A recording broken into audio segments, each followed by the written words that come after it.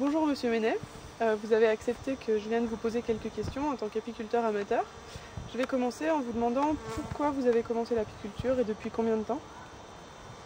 Alors moi ça fait à peu près une vingtaine d'années que j'ai commencé à prendre des abeilles. On avait un ami qui en avait et qui nous en parlait souvent et ça m'a donné envie de commencer. Et donc j'ai commencé par prendre 3 ruches. Et puis il venait. C'est important d'être coaché dans cette activité parce que les bouquins c'est bien, mais c'est bien de se faire accompagner, quoi.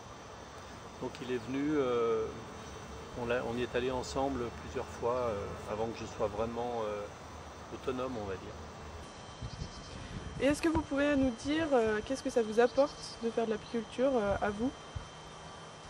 Alors, l'apiculture, bon bah évidemment, on va récolter un peu de miel pour nous. On a un côté autarcique, manger les produits qu'on réalise nous-mêmes, de maîtriser complètement ce qu'on mange.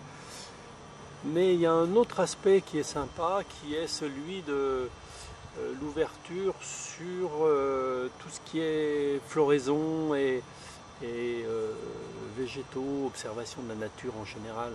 C'est-à-dire qu'on est beaucoup plus sensible aux périodes de floraison, aux fleurs, aux inflorescences, au pollen, à toutes ces choses-là, parce que on sait que pour les abeilles c'est important. Donc on a un œil qui est beaucoup plus aiguisé sur la biodiversité en général.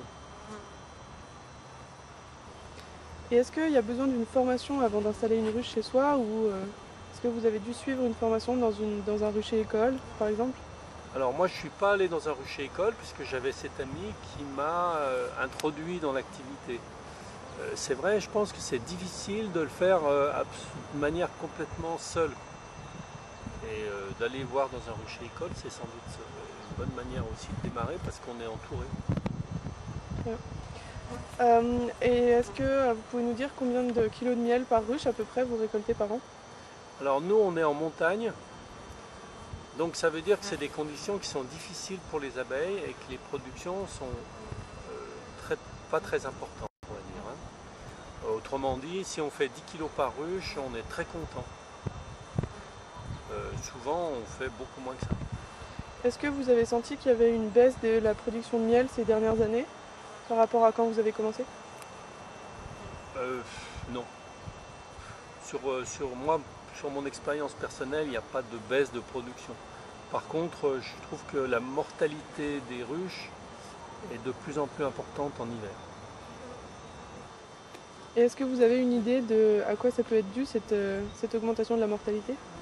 Alors nous on est installés ici depuis une quinzaine d'années à peu près, donc en Haute-Savoie, 1000 mètres d'altitude à peu près. Il y a très peu de cultures autour de nous, donc c'est pas un problème de traitement des cultures. Par contre, on a des pratiques agricoles qui ont beaucoup évolué ces dernières années, et notamment les pratiques de fauche. Ici, il y a beaucoup d'élevage. Les agriculteurs, avant, on va dire, il y a une vingtaine d'années, les agriculteurs, ils faisaient les foins début juin. Avant le 15 juin, ils ne faisaient rien, parce qu'il fallait attendre que le foin soit mûr. Maintenant, c'est plus du tout le cas. À partir du moment où l'herbe fait 20 cm de haut, ils fauchent. Donc ils vont passer beaucoup plus souvent et apparemment le rendement pour eux est bien meilleur. Par contre c'est une catastrophe au niveau de la biodiversité parce que les fleurs n'ont plus le temps d'arriver et donc les plantes ne se reproduisent plus. On habite au col des Fleuries, maintenant il n'y a plus de fleurs. Quand on est arrivé il y a 15 ans, ça méritait encore son nom.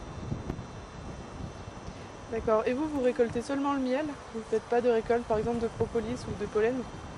Alors je m'amuse à prendre un peu de propolis, comme ça pour moi, pour m'amuser. J'avais acheté une trappe à pollen aussi, on a fait un peu de pollen. Bon, le pollen c'est très difficile à conserver parce que ça moisit tout de suite. Apparemment on peut le congeler aussi, c'est une bonne solution, mais là je n'ai pas renouvelé. Puis la propolis, de toute façon quand on gratte, quand on nettoie les ruches, on en récolte forcément un petit peu. Bon, c'est pareil, je me suis amusé à faire une préparation pour les bronches. Voilà, je m'amuse. Voilà, vous utilisez un petit peu les produits de la ruche pour votre santé? Voilà, c'est ça. D'accord. Je vais terminer en vous posant une dernière question. Quel est votre meilleur souvenir en tant qu'apiculteur?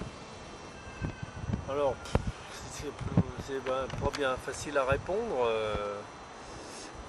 Moi, je pense que un moment formidable quand on est apiculteur, c'est le moment des essaims.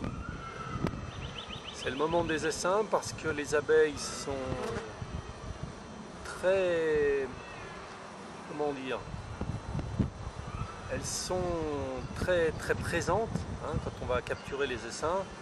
On rentre dans l'essaim, on est dans le bourdonnement complet de la colonie, de la ruche, et en même temps elles sont très douces, elles ne sont pas du tout agressives, donc on peut y aller sans masque.